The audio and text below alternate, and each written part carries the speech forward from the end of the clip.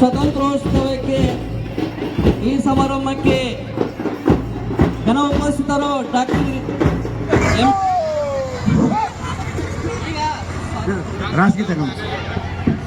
ಈ ಧ್ವಜಾರೋಹಣವನ್ನು ಸ್ಥಳೀಯ ಎಂಪಿಎಸ್ ಶಾಲೆಯ ಪ್ರಭಾರಿ ಮುಖ್ಯರು ದೈಹಿಕ ಶಿಕ್ಷಕರ ಶ್ರೀ ಚೌಧರಿ ಗುರುಗಳು ಧ್ವಜಾರೋಹಣವನ್ನು ಈ ಶ್ರೀ ಮೈಕಲ್ ಮಠ ಧ್ವಜಾರೋಹಣ ಹಾಗೂ ಧ್ವಜವಂದನೆ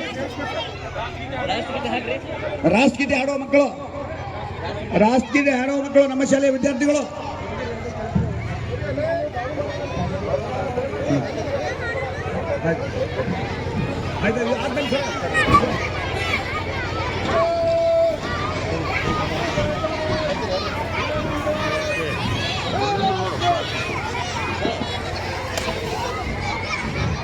ಈಗ ಧ್ವಜವಂದನೆ ಕಾರ್ಯಕ್ರಮ ವಿಜಯಪುರ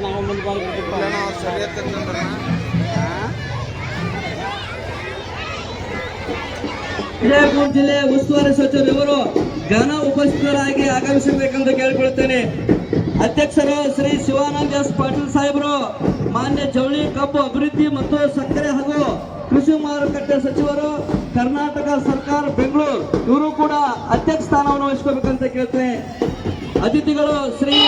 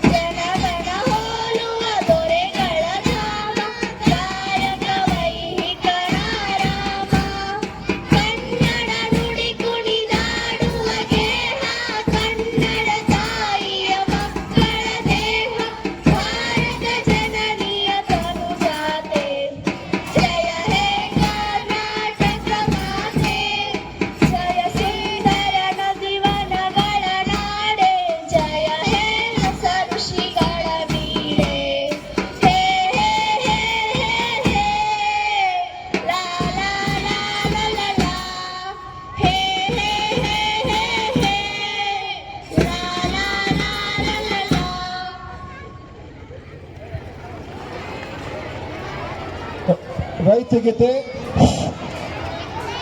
ನಾಡಗೀತೆ ಸರ್ಕಾರಿ ಹೆಣ್ಣು ಮಕ್ಕಳ ಶಾಲೆ ಕೋಲಾರ ಇವರು ಈಗ ಹೆಣ್ಣು ಮಕ್ಕಳಿಂದ ರೈತಗೀತೆ ಪ್ರಾರಂಭವಾಗಲಿದೆ.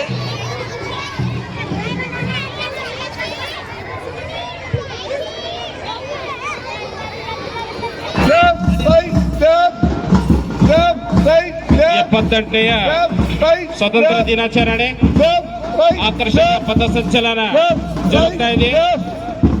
ಮೊದಲನೇದಾಗಿ ಎಂಪಿ ಶಾಲೆಯ ಮಕ್ಕಳು ಆಕರ್ಷಕ ಪಥಸಂಚಲನ ವಂದನೆ ಅರ್ಪಿಸ್ತಾ ಇದ್ದಾರೆ ತಾಲೂಕು ದಂಡಾಧಿಕಾರಿಗಳು ಹಾಗೂ ಗಣ್ಯಮಾನ್ಯರಿಗೆ. ನಂತರ ಉತ್ತಮವಾದ ಡ್ರೆಸ್ನೊಂದಿಗೆ ಎಂಪಿ ಶಾಲೆ ಮಕ್ಕಳು, ನಂತರ ಪಥಸಂಚಲನ ಕೆಜಿಎಸ್ ಶಾಲೆಯ ಮಕ್ಕಳು, ಆಕರ್ಷಕ ಮಕ್ಕಳ ಶಿಸ್ತುಬದ್ಧ ಪಥಸಂಚಲನ ಕಾರ್ಯಕ್ರಮ, ನಂತರ ಉರ್ದು ಶಾಲೆಯ ಮಕ್ಕಳು ಪಥಸಂಚಲನ ಆಕರ್ಷಕವಾಗಿ ನಡೀತಾ ಇದೆ. ಈ ಪಥಸಂಚಲನದಲ್ಲಿ ಸರ್ಕಾರಿ ಪ್ರೌಢಶಾಲೆಯ ಕೋಲಾರ ಮಕ್ಕಳು ಅಗದಿ ಅಚ್ಚುಕಟ್ಟಾಗಿ ಶಿಸ್ತುಬದ್ಧಾಗಿ ಪಥಸಂಚಲನದಲ್ಲಿ ಭಾಗವಹಿಸ್ತಾ ಇದ್ದಾರೆ.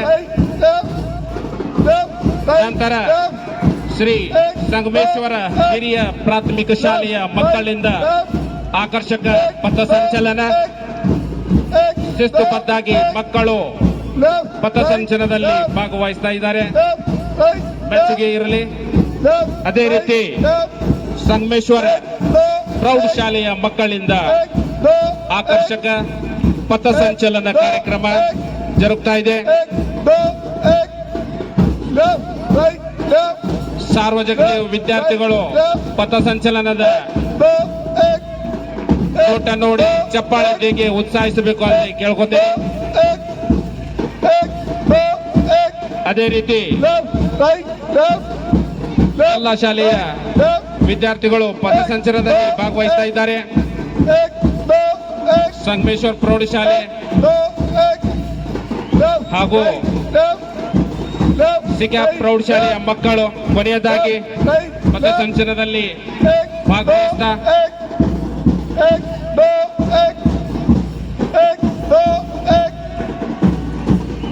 ಮಕ್ಕಳ ಉತ್ತಮ ರೀತಿಯಿಂದ ಪಥಸಂಚಲನವನ್ನು ನಡೆಸಿದರು. ಈ ಪಥಸಂಚಲನ ಕಾರ್ಯಕ್ರಮ ಎಂಪಿಎಸ್ ಶಾಲೆಯ ಮುಖ್ಯ ಗುರುಗಳು, ಈ ಕೋಲಾರ ಪಟ್ಟಣದಲ್ಲಿಯ ಎಲ್ಲ ಶಾಲಾ ಮುಖ್ಯ ಗುರುಗಳೇ, ಗುರುಮಾತೆಯರೇ, ಮುದ್ದು ಮಕ್ಕಳೇ ಹಾಗೂ ಗುರು ಹಿರಿಯರೇ, ಎಲ್ಲ ಸಂಘ ಸಂಸ್ಥೆಗಳ ಪದಾಧಿಕಾರಿಗಳೇ ಮತ್ತು ಪತ್ರಿಕಾ ಮಾಧ್ಯಮದವರೇ, 78ನೆಯ ಸ್ವಾತಂತ್ರ್ಯೋತ್ಸವದ ಹಾರ್ದಿಕ ಶುಭಾಶಯಗಳನ್ನು ಈ ತಾಲೂಕಾಡಳಿತದ ವತಿಯಿಂದ ಹಾಗೂ ವೈಯಕ್ತಿಕವಾಗಿ ತಮಗೆಲ್ಲರಿಗೂ ಕೋರುತ್ತೇನೆ.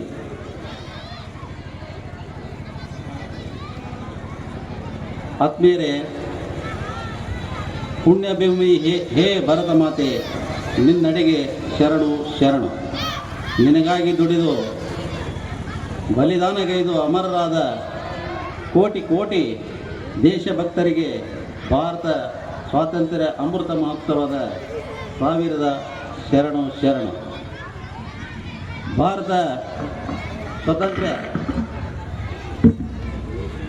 ಸಂಗ್ರಾಮದ ಮಹೋತ್ಸವದ ಶುಭ ಸಂದರ್ಭದಲ್ಲಿ ಈ ದೇಶ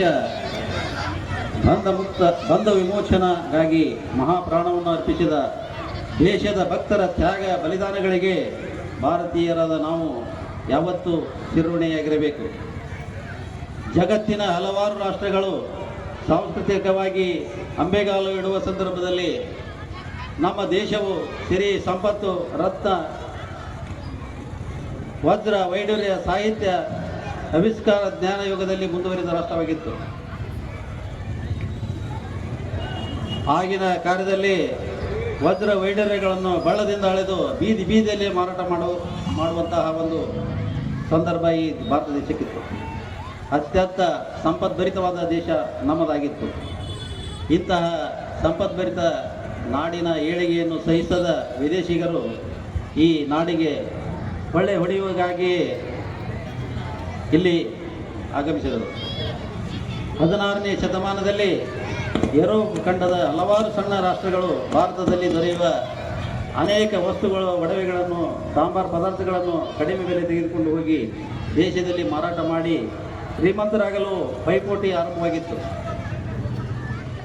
ಆವಾಗಲೇ ಭಾರತ ಆಳುತ್ತಿರುವ ಚಿಕ್ಕ ಆಸರುಗಳಿಗೆ ಅವಶೇಷಗಳನ್ನು ಒಡ್ಡಿ ತಮ್ಮ ವ್ಯಾಪಾರ ಸುರಕ್ಷತೆಗಾಗಿ ಕೋಟಿ ಕೊತ್ತಲುಗಳ ವಶಪಡಿಸಿಕೊಂಡು ಸಣ್ಣ ಪುಟ್ಟ ಪ್ರಮಾಣದ ಸೈನ್ಯದ ತುಕಡಿಗಳನ್ನು ಕಟ್ಟಿಕೊಂಡು ಕ್ರಮೇಣವಾಗಿ ಬಲಾಢ್ಯವಾಗಿ ಬೆಳೆದರು.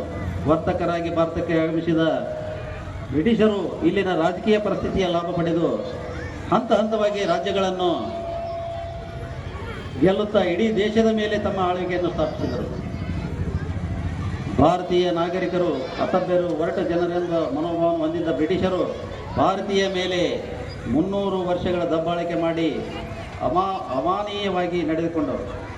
ಈಸ್ಟ್ ಇಂಡಿಯಾ ಕಂಪನಿಯ ದಬ್ಬಾಳಿಕೆ, ಮೋಸ, ವಂಚನೆ, ಅಪ್ರಾಮಾಣಿಕತೆಯಿಂದ ಬೇಸತ್ತ ಭಾರತೀಯ ಅಲ್ಲಿ ಬಂಡಾಯ ಏಳಲು ಪ್ರಾರಂಭಿಸಿದರು.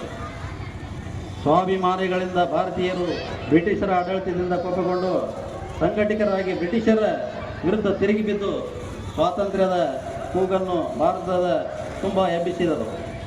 ಇದರಿಂದ ಕಂಗಾಲದ ಬ್ರಿಟಿಷರು ರಕ್ತದ ಹೋಗಳಿಯನ್ನು ಹರಿಸಿ ಭಕ್ತರನ್ನು ಪ್ರಾಂತೀಯ ಆಡಳಿತಗಾರರನ್ನಾಗಿ, ಹೋರಾಟಗಾರರನ್ನು ರಾಜಕೀಯ ನಾಯಕರನ್ನಾಗಿ ಜೈಲಿನಲ್ಲಿಟ್ಟು ಕ್ರೂರವಾಗಿ ಶಿಕ್ಷೆಯನ್ನು ನೀಡುವ ಮೂಲಕ ಭಾರತೀಯ ಸ್ವಾತಂತ್ರ್ಯ ಚಳವಳಿಯನ್ನು ಹತ್ತಿಕ್ಕಲು ಪ್ರಯತ್ನ ಮಾಡಿದರು. ಆದರೆ ಭಾರತದ ಸ್ವಾತಂತ್ರ್ಯ ಸಂಗ್ರಾಮದ ಕಿತ್ತು ದೇಶದ ತುಂಬೆಲ್ಲ ಹರಡಿತ್ತು. ಇಂತಹ ಭಾರತ ಸ್ವಾತಂತ್ರ್ಯ ಸಂಗ್ರಾಮದ ಬೆಳ್ಳಿಚಿಕ್ಕಿಯಾಗಿ ಇತಿಹಾಸದ ಪುಟಗಳಲ್ಲಿ ಸುವರ್ಣಾಕ್ಷರಗಳಿಂದ ಬರೆಯಲ್ಪಟ್ಟಂತಹ ಕರ್ನಾಟಕದ ವೀರ ಮಹಿಳೆಯಾದ Kittur Chennamma, ವೀರರಾಣಿ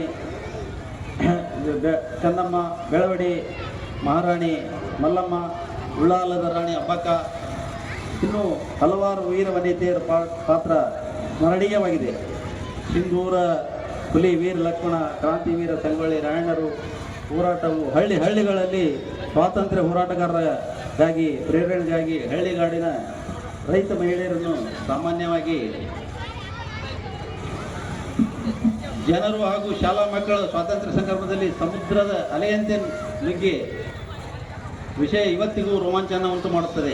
East India company ಅಧಿಕಾರಿ ರಾಬರ್ಟ್ ಕ್ಲೈವ್ ಎಂಬ ಅಧಿಕಾರಿಯು ವರ್ತನೆ ಸಹಿಸಲು ಸಾಧ್ಯವಾಗದೇ ಹೋಯಿತು. ಅದೇ ಕಾರಣವಾಗಿ 1857ರಲ್ಲಿ ಭಾರತದ ಪ್ರಥಮ ಸ್ವಾತಂತ್ರ್ಯ ಸಂಗ್ರಾಮದ ಸಿಪಾಯಿ ದಂಗೆ ಕಿಡಿ ಮೊದಲ ಬಾರಿಗೆ ಹಾರಿತು.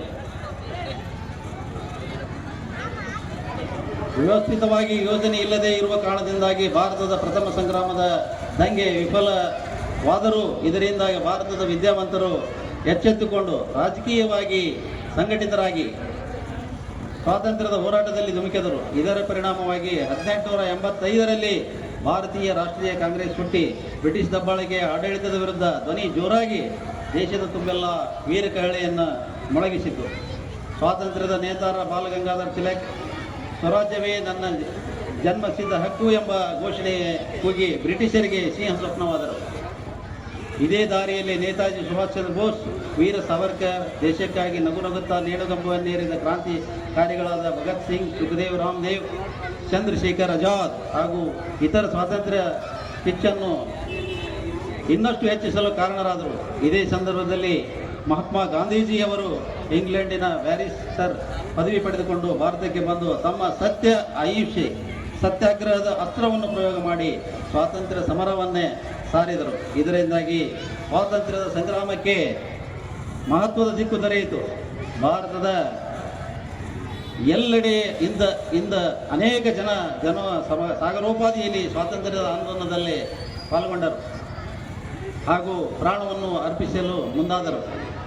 ಮಹಾತ್ಮ ಗಾಂಧೀಜಿಯವರು ಭಾರತದ ಮೂಲೆಗಳಿಂದ ಬರೀ ಮೈಯಿಂದ ಸಂಚರಿಸಿ ಜನ ಜಾಗೃತಿಯನ್ನು ಉಂಟು ಮಾಡಿದರು. ಉಪ್ಪಿನ ಸತ್ಯಾಗ್ರಹ, ಚೆಲೆಜಾವ್ ಚಳವಳಿ, ಮಾಡು ಇಲ್ಲವೇ ಮಡಿ, ಸ್ವದೇಶಿ ಚಳವಳಿ, ಅಸಹಕಾರ ಚಳವಳಿ ಅಂತಹ ಚಳವಳಿಗಳ ಮೂಲಕ ಬ್ರಿಟಿಷರಿಗೆ ಬಿಸಿ ಮುಟ್ಟಿಸಿದರು. ರಾಷ್ಟ್ರೀಯ ನೇತಾರರು ಕೊಟ್ಟ ಸ್ವಾತಂತ್ರ್ಯದ ಕರೆ ಜನಾಂದೋಲನವಾಗಿ ಈ ಆಂದೋಲನದಲ್ಲಿ ಶಾಲೆ ಕಾಲೇಜು ವಿದ್ಯಾರ್ಥಿಗಳು ಶಿಕ್ಷಣ ತೊರೆದು ಇತರರು ತಮ್ಮ ಮನೆ ಮಾರು ಅಂಗಡಿ ಮುಗ್ಗಟ್ಟುಗಳನ್ನು ಹೆಂಡತಿ ಮಕ್ಕಳನ್ನು ತೊರೆದು ಉಲ್ಕೆಯಂತೆ ಸೇರಿಕೊಂಡರು.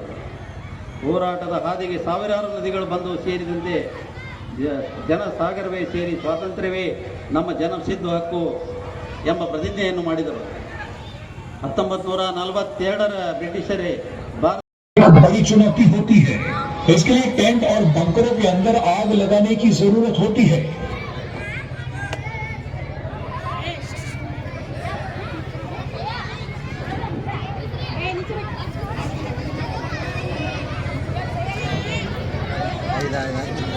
माता की बोलो, भारत माता की वंदे.